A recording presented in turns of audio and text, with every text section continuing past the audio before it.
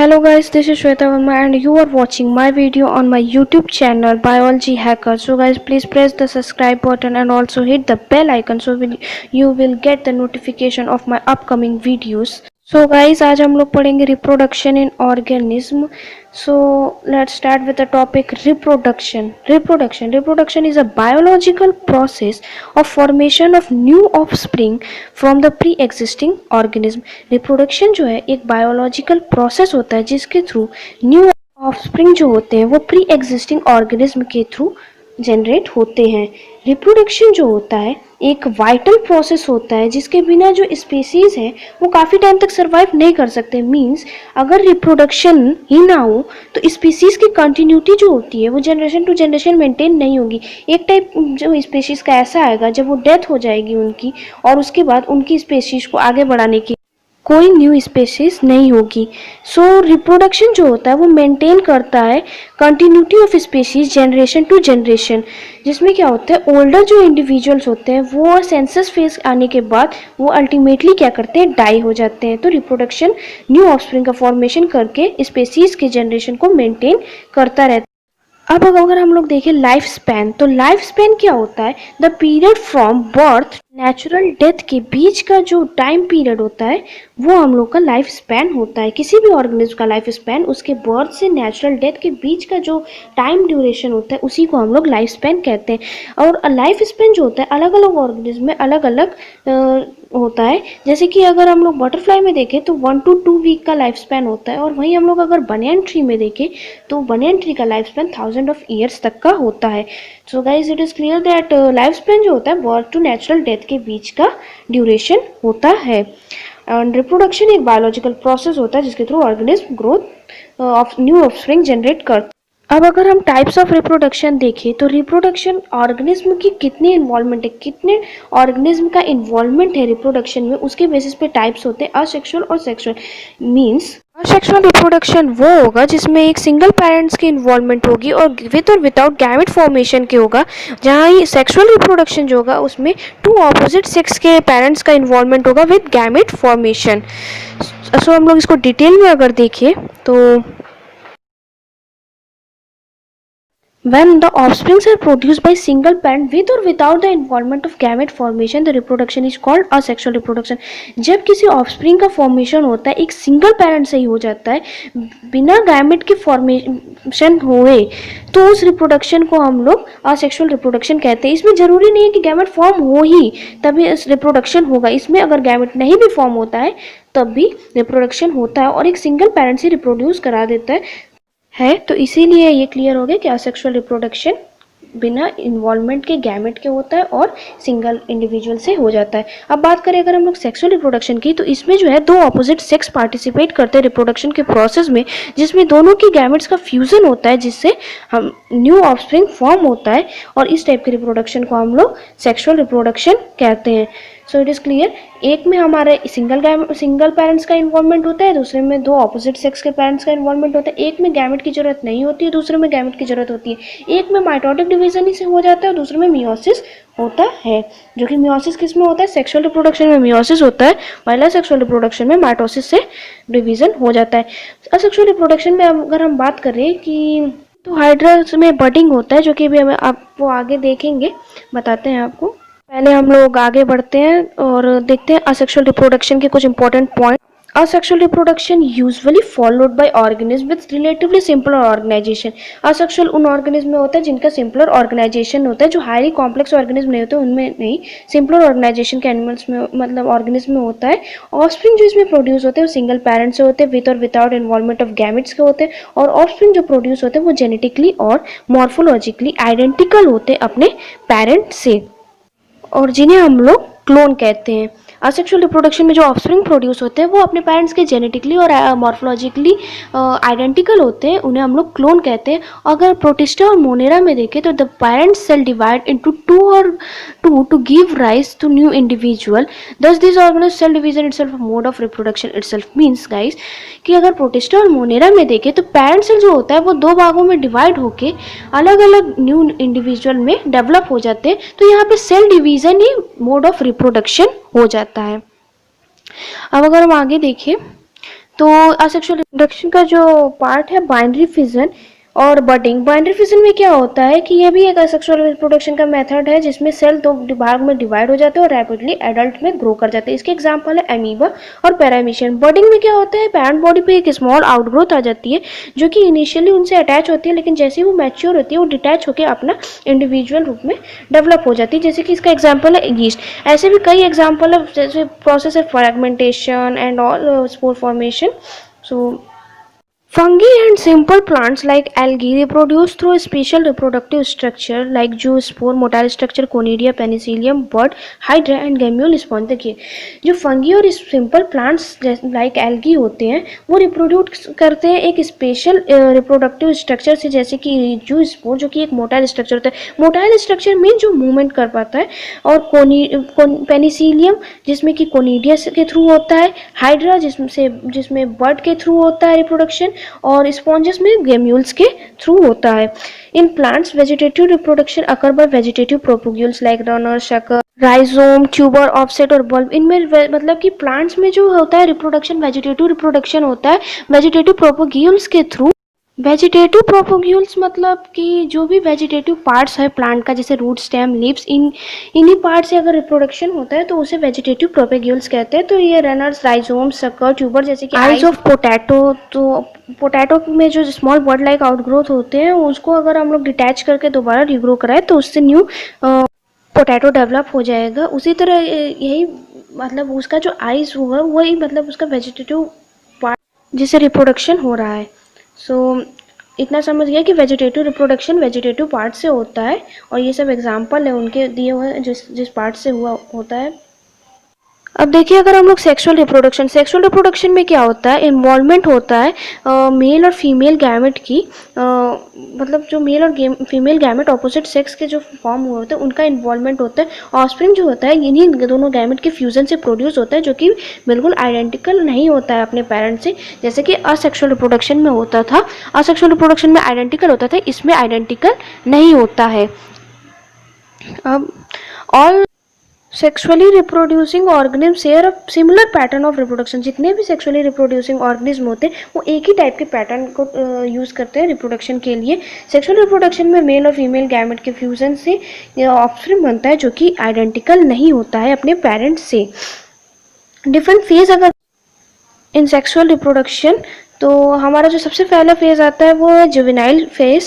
ये juvenile phase क्या होता है, जुवेनाइल फेज जो होता है वो बर्थ से लेकर सेक्सुअल मैच्योरिटी तक का जो बीच का पीरियड होता है उसे हम लोग जुवेनाइल फेज करते हैं। जो भी हम लोग का बर्थ से रिप्रोडक्टिव पीरियड स्टार्ट होने से पहले तक का पीरियड होता है उसे हम लोग वो जुवेनाइल फेज कहते हैं। प्लांट में इसे वेजिटेटिव फेज कहते हैं। जैसे ही जुवेनाइल फेज एंड होता है तो हमारा रिप्रोडक्टिव फेज स्टार्ट हो जाता है।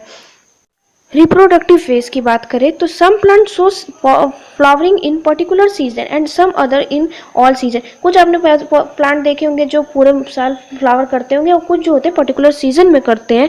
और कुछ आपने जैसे बम्बू के ट्री देखे होंगे वो लाइफ टाइम में एक ही बार फ्लावर करता है, वो भी 50 to 100 ईयर्स के बाद। मीन्स रिप्रोडक्टिव फेज का मीन्स ये है कि जिस वक्त रिप्रोडक्शन के टाइम मतलब रिप्रोडक्शन फेज स्टार्ट हो जाए, जब ऑर्गेनिज्म रिप्रोड्यूस के लिए कैपेबल हो, रिप्रोडक्शन करने के लिए कैपेबल हो। जैसे कि ह्यूमन बीइंग में प्यूबर्टी लेवल पे कोई भी ऑर्गेनिज्म जो होता है ह्यूमन, वो रिप्रोडक्शन के लिए कैपेबल हो जाता है, रिप्रोडक्शन की प्रोसेस वो कर सकता है। Female placenta exhibit cyclic female placental animal exhibit cyclic change in activities, ovaries and accessory gland as well as hormone during the reproductive phase। मतलब कि रिप्रोडक्टिव फेज में ही जो होता है फीमेल जो प्लेसेंटल एनिमल होते हैं उनके अंदर साइक्लिक चेंजेस होता है, उनके ओवरी में, एसेसरी ग्लैंड्स में, हॉर्मोन्स में, इन सभी के बारे में जो कि आप डिटेल में ह्यूमन रिप्रोडक्शन चैप्टर में पढ़ेंगे। अभी के लिए इतना ही जान लीजिए कि रिप्रोडक्शन फेज में इन सभी में चेंजेस होता है और फिर ऑर्गेनिज्म कैपेबल हो जाता है रिप्रोडक्शन करने के लिए। हमारे जो रिप्रोडक्शन में जो होता है दो पार्ट में साइकिल आता है, एक मेंस्ट्रुअल साइकिल होता है, एक ईस्टर साइकिल होता है। मेंस्ट्रुअल साइकिल जो होता है वो मंकी एप्स ह्यूमन बींग्स में होता है, जो कि जिसके अंदर क्या होता है, 3 फेजेस होते हैं, मेंस्ट्रुअल, प्रोलिफरेटिव और सेक्रेटरी फेज। इसमें क्या होता है, जो ब्लड होता है वो कुछ दिनों के लिए, लास्ट फ्यू डेज के लिए फ्लो करता है। Few days means 5 to 6 days के लिए फ्लो करता है। और ये जो फ्लोइंग होती है ब्लड की, वो एक्चुअली एंडोमेट्रियम लाइनिंग जो होती है यूटेरस में, वो इरोज हो जाती है उसके थ्रू, और कई जो होते हैं ब्लड वेजल्स इरोज हो जाते हैं, वही जो है ब्लड के फॉर्म में फ्लो होता है मेंस्ट्रुएशन के समय। और अगर हम लोग बात करें कॉइटस की, तो फीमेल को इस टाइम पर परमिट नहीं होता है कि मेंस्ट्रुअल फेज के समय वो कॉइटस करे। वहीं अगर हम लोग एस्ट्रस साइकिल देखें, जो कि नॉन प्रिमेट्स में होता है, जैसे कि cow, sheep, rat, deer, dog, tiger etcetera में, इसमें क्या होता है, ये बहुत ही शॉर्ट पीरियड के लिए होता है। और क्या कहते हैं, ये 12 to 24 आवर के लिए काऊ में होता है। ब्लड जो होता है एस्ट्रस साइकिल में फ्लो नहीं होता है, बल्कि जो एंडोमेट्रियम जो इसका होता है वो रीएब्जॉर्ब हो जाता है। फीमेल को इस टाइम पे कपलेशन करने की परमिट होती है एस्ट्रस पीरियड के दौरान, जबकि मेंस्ट्रुअल पीरियड में फीमेल को कपलेशन करने की परमिट नहीं होती है। Both in plant and animal hormone responsible for transition between different phases of life cycle. Interaction between hormone and environmental factor regulate the reproductive process. मतलब कि प्लांट और एनिमल दोनों में जो हार्मोन होता है वो रिस्पॉन्सिबल होता है ट्रांजिशन के लिए different phase of life cycle में। मीन्स की different phase of life cycle कैसे कैसे चेंज होते हैं, वो किसकी वजह से होते हैं, हार्मोन्स की वजह से होते हैं, दोनों ही प्लांट और एनिमल में। और हार्मोन्स और इन्वायरमेंटल जो फैक्टर होते हैं वो रेगुलेट करते हैं हमारे रिप्रोडक्टिव प्रोसेस को। मीन्स प्लांट और एनिमल में हार्मोन जो होते हैं रिस्पॉन्सिबल होते हैं ट्रांजिशन के लिए different phase of life cycle के। अब अगर हम लोग लास्ट फेज देखें तो सेंसेंट फेज होता है, जो कि एंड होता है रिप्रोडक्टिव फेज का, और इसमें ओल्ड एज हो जाता है ऑर्गेनिज्म का, और वो अल्टीमेटली क्या हो जाते हैं, डाई हो जाते हैं। तो ये तीनों फेज थे, जुवेनाइल, रिप्रोडक्टिव और एंड सेंसेंट फेज। अब हम पढ़ेंगे इवेंट्स इन सेक्सुअल रिप्रोडक्शन, जिसमें कि क्या आता है, प्री फर्टिलाइजेशन, फर्टिलाइजेशन और पोस्ट फर्टिलाइजेशन। 3 इवेंट्स होते हैं, प्री फर्टिलाइजेशन, फर्टिलाइजेशन और पोस्ट फर्टिलाइजेशन। प्री फर्टिलाइजेशन की बात करें तो all the event prior to the fusion of gamete are included in. जितना भी जो इवेंट है, जो फर्टिलाइजेशन से पहले का जो भी इवेंट होता है उसे प्री फर्टिलाइजेशन कहते हैं, जिसमें गैमेट का फ्यूजन का इन्वॉल्वमेंट होता है। It include gametogenesis and gamete transfer. Gametogenesis और गैमेट ट्रांसफर मीन्स गैमेट का फॉर्मेशन और गैमेट के ट्रांसफर होने की प्रोसेस होती है। गैमेटोजेनेसिस एक प्रोसेस होता है जिसमें फॉर्मेशन होती है मेल और फीमेल गैमेट्स की। Gametes are haploid cell which में बी सिमिलर और डिसिमिलर स्ट्रक्चर। गैमेट जो होते हैं हैप्लॉइड सेल होते हैं, ये सिमिलर भी हो सकते हैं स्ट्रक्चर में या डिसिमिलर भी हो सकता है। In algae both gametes are similar in structure. Algae में क्या होता है, दोनों गैमेट्स जो होते हैं वो सिमिलर होते हैं स्ट्रक्चर में, जिसे हम लोग होमोगैमेट्स या आइसोगैमेट्स कहते हैं। In higher organisms that reproduce sexually, two morphologically distinct gametes are formed called heterogametes. Higher organism में क्या होता है, जो ऑर्गेनिज्म रिप्रोड्यूस कर रहे होते हैं सेक्सुअली, उसमें 2 मॉर्फोलॉजिकली डिस्टिंक्ट गैमेट होते हैं, 2 अलग अलग गैमेट्स होते हैं, फॉर्म होते हैं, जिन्हें हम लोग हेट्रोगैमेट्स कहते हैं। मेल गैमेट्स जो होता है उसे एंथ्रोजॉइड्स या स्पर्म कहते हैं। मीन्स जो कि क्या कहते हैं, 2 डिसिमिलर गैमेट्स फॉर्म होते हैं, उसमें जो मेल गैमेट होता है उसे हम लोग एंथ्रोजॉइड या स्पर्म कहते हैं, फीमेल गैमेट जो होता है उसे हम लोग ओवम या एग कहते हैं।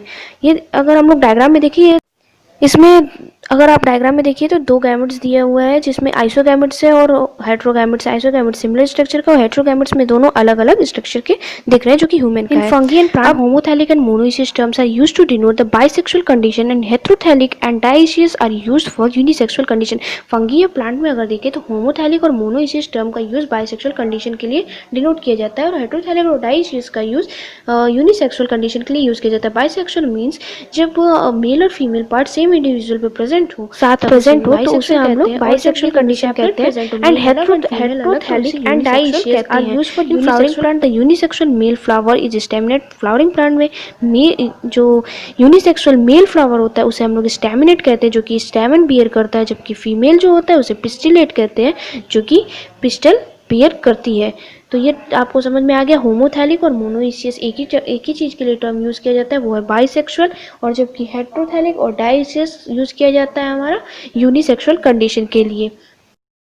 In animal species which possess both male and female reproductive organ in same individual is called bisexual. Animal species में जो मेल और female reproductive organ same individual में होता है तब उसे बाइसेक्सुअल या हर्माफ्रोडाइट कहते हैं, जैसे कि अर्थवॉर्म, स्पॉन्जेस, टेपवॉर्म, इन सभी में मेल और फीमेल रिप्रोडक्टिव ऑर्गन सेम ही इंडिविजुअल में होता है। और बोथ हैविंग आइदर मेल और फीमेल रिप्रोडक्टिव, और जिसमें अलग अलग होता है मेल और फीमेल रिप्रोडक्टिव ऑर्गन उन्हें हम लोग यूनिसेक्सुअल कहते हैं, जैसे कि कॉकरोच और ह्यूमन में जैसे मेल में अलग होता है और फीमेल में अलग रिप्रोडक्टिव ऑर्गन होता है। गैमेट्स जो होते हैं वो हमेशा हैप्लॉइड होते हैं, having half set of chromosomes, जिनके पास हाफ सेट ऑफ क्रोमोसोम्स होता है। ऑल दो ऑर्गेनिज्म जो होते हैं वो हैप्लॉइड या डिप्लॉइड हो सकते हैं। Diploid organism form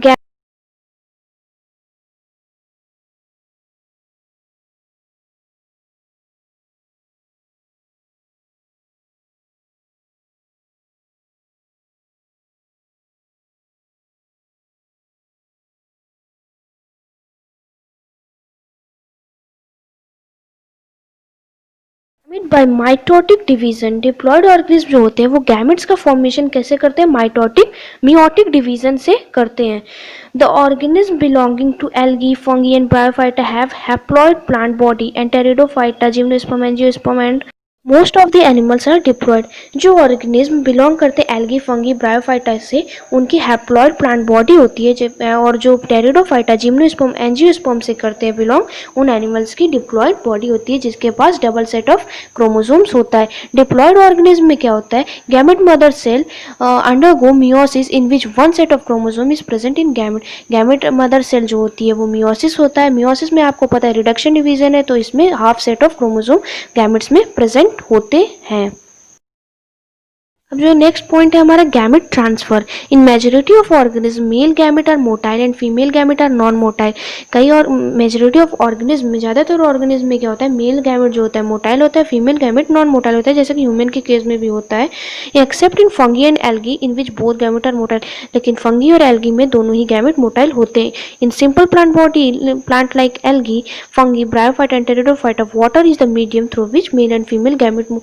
in simple plant like algaes में, फंगी में, ब्रायोफाइटा में, टेरिडोफाइटा में वाटर मीडियम होता है इनके गैमेट्स को मूव कराने में।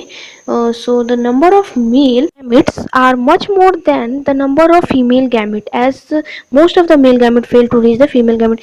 क्या होता है कि इसमें नंबर ऑफ मेल गैमेट जो होता है वो बहुत ही ज़्यादा होता है as compare to female gamete, क्योंकि मेल गैमेट को फीमेल गैमेट के पहुंचने में बहुत ही फेलियर होते हैं। काफ़ी सारे मेल गैमेट फीमेल गैमेट तक नहीं पहुंच पाते, इसलिए उनकी मेल गैमेट की क्वांटिटी बढ़ा दी जाती है जिससे कि वो फीमेल गैमेट तक मेल गैमेट पहुंच जाए। In higher plants pollen grain are the carrier of male gamete. Higher plants में पॉलन ग्रेन जो होते हैं वो मेल गैमेट कैरी करते हैं, और ओव्यूल जो होता है एक वो फीमेल गैमेट कैरी करता है। Pollen grain must be transfer from anther to stigma to fertilization. तो हायर प्लांट्स में क्या होता है? पॉलन ग्रेन जो होता है वो कैरियर होता है मेल गैमेट का। ओव्यूल जो होता है वो जिसके पास एग होता है वो फीमेल गैमेट का कैरियर, फीमेल गैमेट होता है। तो पॉलन ग्रेन जो होता है वो ट्रांसफर होता है एंथर से स्टिग्मा में और फर्टिलाइजेशन कराता है, और जिस प्रोसेस को transfer of pollen grain from anther to stigma is called pollination. अब हम अगर देखें फ्लावरिंग प्लांट्स में जाइगोट जो होता है वो इनसाइड ओव्यूल फॉर्म होता है।